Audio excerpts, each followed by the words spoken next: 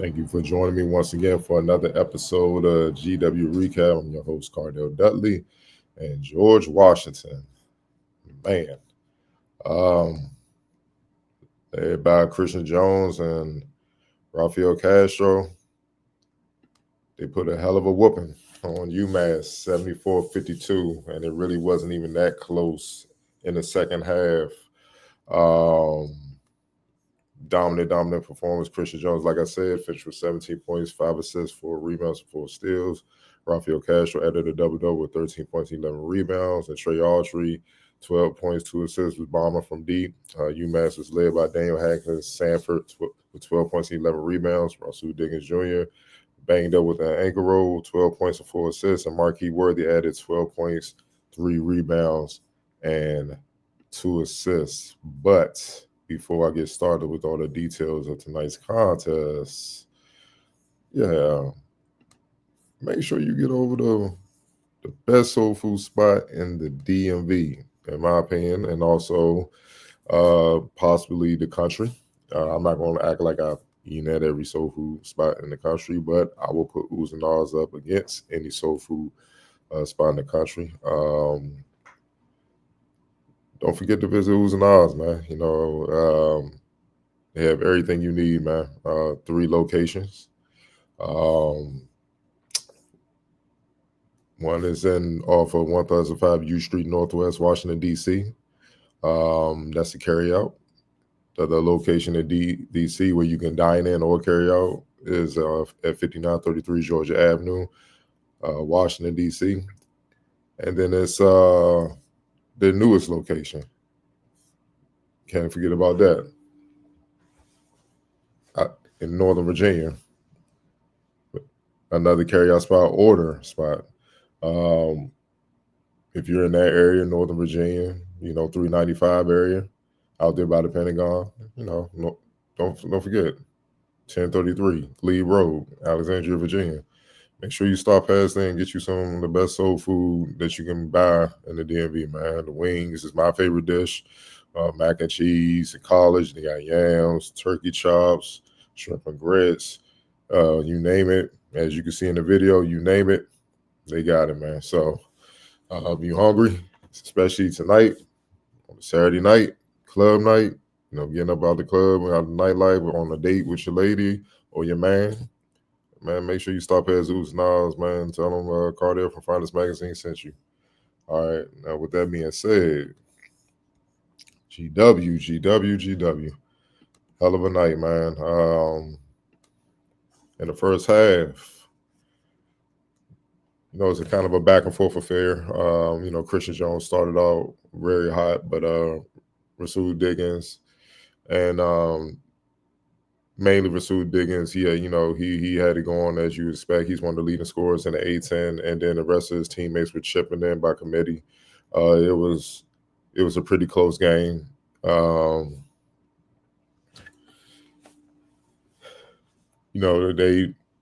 at the beginning kind of, they held a 14-12 lead, and it was kind of a defensive struggle. GW jumped out on them, had a quick lead thanks to Christian Jones, kind of a 5-0 solo run, but then UMass chipped away at that and ended up with the lead after Rasul Diggins Jr. He had a triple, and then after that, Christian Jones continued his stellar play, but then Trey Autry joined the party. Hit a couple threes, and that allowed them to retake the lead, and they really didn't relinquish it for the rest of the first half. And then what really blew the game open for GW to have a halftime lead of 33-25 was their defense. Over a near 6-minute span in the first half, they held UMass to 1 of 8 shooting from the field. Meanwhile, in the midst of that, they went on a 14-2 run. And that was due to the 3-point shooting of Autry and, Christian Jones and Gerald Jerome and those guys. They were shooting 57% midway through the first half. But UMass didn't quite go away. They stuck it out. They fought. And they managed to stay within. They got to the free throw line. They made 7 or 9 of their free throws. With GW finishing the half shooting 50% from the field. 50% from deep, 39% from the field. And UMass overall, they shot 27%. But like I said, they got to the line a little bit more than GW, and that's what allowed them to keep the game competitive and stay close at half as they were trailing 33-25. Diggins on UMass side, he led them with 7 points. Rivera, he added 4 rebounds and 3 assists, 2 blocks, getting it done defensively. Like I said, UMass didn't shoot well outside Diggins in the first half but they were scrappy, getting after it defensively. Especially after GW kind of started off hot. They kind of helped them cool off, and then GW found some openings from their three-point shooting, and that was literally the difference in the first half. They hit a couple more threes than UMass did when UMass defense broke down, when they had rare breakdowns, and George Washington made them pay. The first half. Christian Jones in the first half, he had 11 points.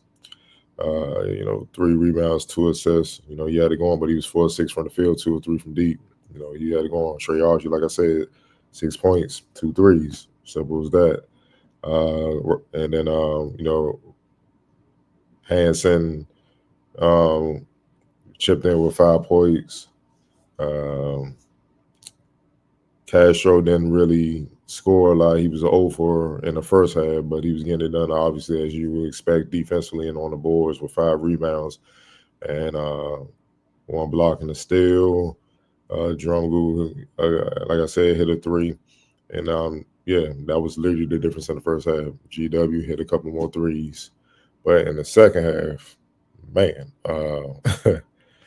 GW found a rhythm, and UMass couldn't match it. And, it got away from them. GW started the second half on an 11-2 run to take a 46-28-29 lead at the 14-28 mark.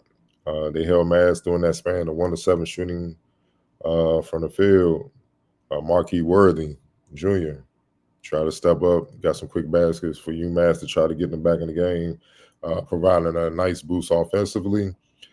But GW was simply wouldn't be denied. They outscored UMass 41-27 in the second half, shooting 57% from the field. It was like a role reversal of offensive efficiency. In the first half, GW shot 50% from deep, but then they shot 39% from the field. Second half, they shot 57% from the field with 30% from deep. But nonetheless, they didn't even need to worry about three-point shooting. They got it every other which way. And mainly it was off of turnovers.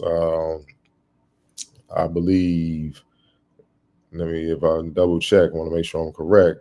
UMass had 4 turnovers in the first half, and they finished with 12. So they coughed it up 8 times, and George Washington scored 16 points off of their 12 turnovers in the game. They made them pay off that, and that provided the rhythm. Christian Jones, he did a little bit of everything. He finished the first half with 11, but he had 6 points in the second half. But then, you added a couple of rebounds, a few more assists, finished with 4 steals, just a complete game. Christian Jones has a chance to be special. I think I mentioned this before, with the way he can facilitate and 3-level score. And defensively, man, his instincts, active hands, understanding angles, his quickness, lateral quickness, being tough, being able to guard multiple positions. He could be a force in the A-10 moving forward as far as being one of the top point guards in the conference. If not developing to one of the top point guards in the country, he has those tools, man, and he's not afraid at the moment. But yeah, GW just pretty much blew him out in the second half.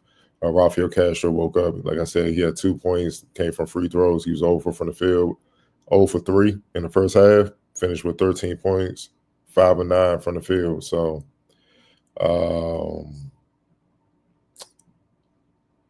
he shot 5 or 6 from the field in the second half.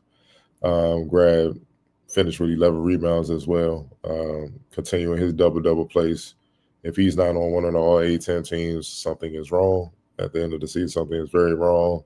Trey Autry added 6 more points, hit another 3. Yeah, Darren Buchanan had a solid outing off the bench, 6 points, 3 rebounds, 3 assists. And yeah, Massachusetts never recovered. And then GW really locked into them once they got the big lead defensively. UMass finished the game shooting 33% from the field, 18% from deep, and 60% from the free throw line. Yeah, so pretty dominant win for George Washington. They got to keep piling up wins, man. At this point, they're playing for a seeding in the A10 tournament. You want to get as high a seed as possible. Try to get a bye, get your team some rest. I think the double byes are pretty much locked up. Starting with VCU and George Mason. So it's tough to win 3, 4, 5 games from some conferences in a row to try to make it to the tournament. Now it's been done. Last year NC State and the ACC, they did it. They had a magical run. That's how they were able to get to the tournament. Not saying it's impossible, but it's very difficult, and you rather not have to deal with that. So you much rather want to have them business in the regular season, pile up wins and get a good seed, and then let the chips fall when they may once the A10 tournament starts, man. But all in all, man, just a thorough dominant win from George Mason, one that they needed. They've been struggling as of late, and they keep getting stellar play from their backcourt with Autry and Christian Jones and Castro. I like the tandem with him and Hansen. Castro's the line body, super athletic, big, run the floor, dunk, lob threat, and all that. Defender and rim protector. And Sean Hansen is the most cerebral, big, plays on the ground, but it's tough, can bang, skilled, post player, and can step out, hit jumpers out the 3-point range and whatnot, can pass, understands the game well, and it just gives you different looks at as an opponent when you're preparing for one big and then the next one throws something totally different at you. You know what I mean? So all in all, good win for George Washington. Next up, Wednesday, February 26th, they will hit the road to face Loyola Chicago. George Washington proves to 18-10. Loyola Chicago's 18-9. They will battle this Wednesday at 8 p.m., man. So with that being said, it's Cardell Dudley Jr. Appreciate you guys for joining me once again. As George Washington cruise to a 74-52 win over UMass. Check back with you guys soon.